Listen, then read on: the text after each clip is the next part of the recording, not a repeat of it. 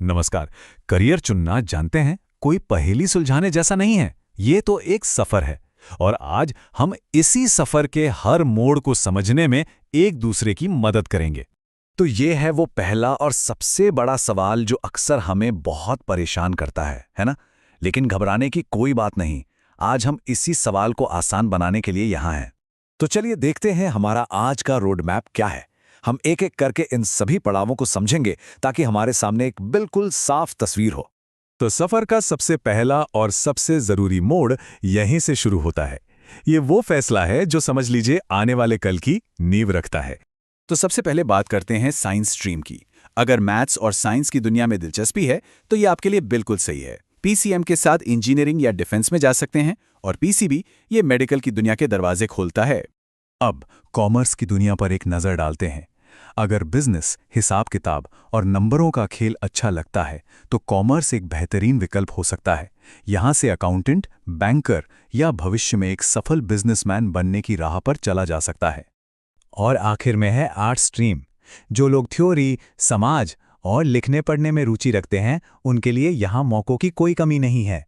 Teaching से लेकर देश की सबसे प्रतिष्ठित सिविल सर्विसेज तक के रास्ते यहीं से होकर गुजरते हैं। अब इस स्लाइड को जरा ध्यान से देखिए। यहाँ तीनों स्ट्रीम्स को एक साथ रखकर दिखाया गया है, साइड बाय साइड। इससे यह समझना बहुत आसान हो जाता है कि कौन सा रास्ता कहाँ ले जाता है। क्या आपको अपना रास्ता दिखाई दे रहा है? ये तुलना करने का शायद सबसे सीधा और असरदार तरीका है। चलिए अब सफर में और आगे बढ़ते हैं।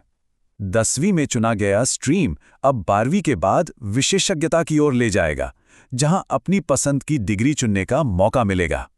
जैसा कि आप देख सकते हैं, हर स्ट्रीम से कई नए रास्ते निकलते हैं। साइंस वाले इंजीनियरिंग और मेडिकल की तरफ, कॉमर्स वाले बिजनेस और फिनेंस की तरफ, और आर्ट्स वाले लॉ और जर्नलिज्म जैसे क्षेत्रों में अपनी जगह बना सकते हैं। कॉमर्स के स्टूडेंट्स में ना बीकॉम की डिग्री बहुत ही लोकप्रिय है, तो क्यों ना इसे एक उदाहरण के तौर पे लेके ये समझें कि ग्रेजुएशन डिग्री के बाद करियर के कौन-कौन से दरवाजे खुलते हैं। ठीक है, तो चलिए इसमें थोड़ा और गहराई से उतरते हैं। मान लीजिए कि बीकॉम पूरा हो गया है, डिग्री हाथ में है। अब आगे क्या? हमारे सामने क्या क्या विकल्प हैं? देखिए, बीकॉम के बाद हमारे सामने मुख्य रूप से 3 बड़े रास्ते खुलते हैं। पहला, आप तुरंत नौकरी शुरू कर सकते हैं, जैसे किसी कंपनी में अकाउंटेंट या किसी बैंक में। दूसरा, आप सीए या एमबीए जैसे प्रोफेशनल कोर्स करके अपनी स्किल्स को और बढ़ा सकते हैं ताकि बेहतर मौके मिलें।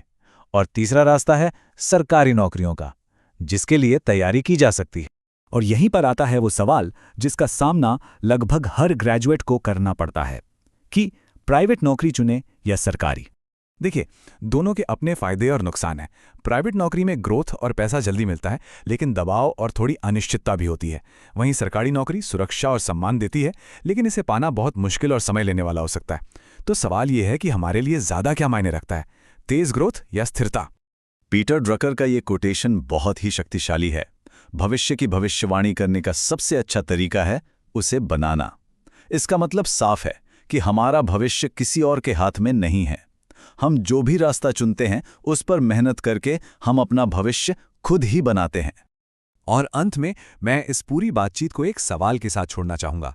असल में करियर में सफलता का मतलब क्या है? क्या ये पैसा है, कोई बड़ा पद है, या फिर मन की शांति? इस सवाल का जवाब सिर्फ हमारे अपने पास है।